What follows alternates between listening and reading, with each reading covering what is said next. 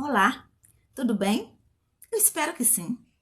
Eu sou Eleonice Passos, psicóloga clínica, especialista na TCC, terapia cognitiva comportamental, e também atendo casais. Continuando a nossa série de vídeos sobre esse transtorno, hoje nós vamos falar sobre narcisismo. É importante sabermos que antes de ser um adoecimento, o narcisismo é um transtorno de personalidade. Portanto, o narcisismo é um desvio que afeta a mente da pessoa por completo. Isso quer dizer que o narcisista pensa, sente, percebe-se, interage com o mundo de maneira diferente da maioria das pessoas. Lembrando que as características que irei apresentar aqui, todos nós podemos tê-las em algum momento da nossa vida, porém de uma forma equilibrada. Quando vivenciadas com intensidade, exageradamente, passa a ser um transtorno, um adoecimento, certo? Ao contrário do senso comum, de que o narcisista é apenas uma pessoa que se autoadmira e que gosta de ser admirado, a mente do narcisista, segundo estudos, revela uma obscuridade, desumanidade e egocentrismo. Na verdade, trata-se de uma pessoa com personalidade desajustada que sofre e faz sofrer. É interessante sabermos que nem todo narcisista é igual. Os traços, por mais que sejam comuns, podem aparecer de diferentes maneiras para cada um deles. Diferentes comportamentos são fortes indicativos de que uma pessoa é narcisista. Principalmente quando essas características aparecem em conjunto. Vamos destacar alguns desses comportamentos. Então, o narcisista, primeiramente, é um indivíduo inseguro, que embora pareça uma pessoa muito dona de si, essa é apenas uma fachada que ele coloca para o mundo, para os outros verem. Por outro lado, por trás dessa falsa segurança, existe uma pessoa extremamente insegura, sem amor próprio, sem amor genuíno. Sentimento de superioridade é um paradoxo, porque mesmo sendo inseguro, o narcisista se vê como um ser portador quase de uma divindade, de um ser superior aos outros. Falta de empatia é uma outra característica do narcisista. A empatia, queridos, é uma qualidade única de sentir como o outro ou pelo outro, mais do que se colocar no lugar de alguém ou do outro. É você se permitir compreender com profundeza, com sensibilidade, o que essa outra pessoa está sentindo. Quem sofre de narcisismo não possui essa competência, essa característica. Então, ele não desenvolve essa competência bem na vida.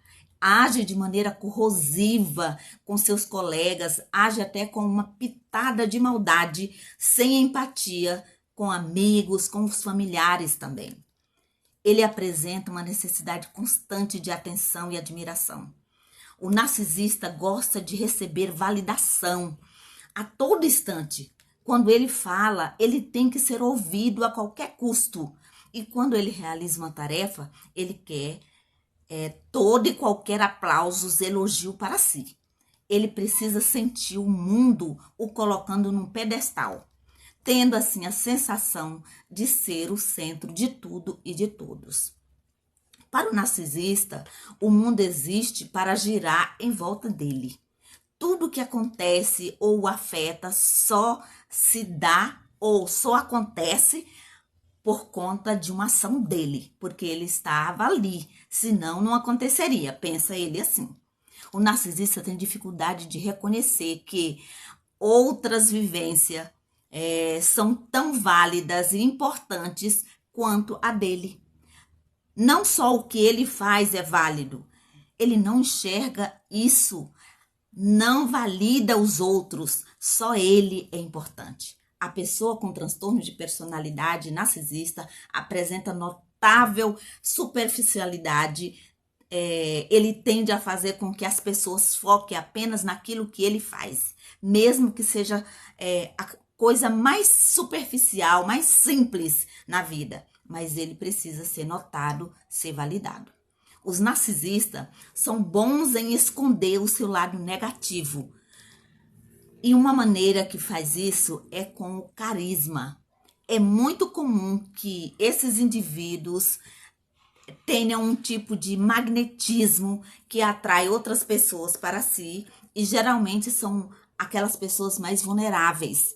Eles despertam o interesse delas, que querem estar perto deles para continuar sendo admirados, alimentar o seu ego, o seu valor.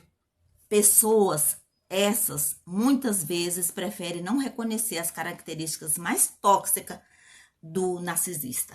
Ele tem um apelo à manipulação muito grande para atingir os seus objetivos através dessas pessoas. E ele não hesita em assumir um comportamento ardiloso, sem se preocupar com os outros, sem encontrar espaço para conseguir o que ele quer a qualquer custo. É comum que a manipulação se dê por uma desvalorização do que o outro diz. Por exemplo, alguém fala que está se sentindo mal com o que o indivíduo narcisista fez.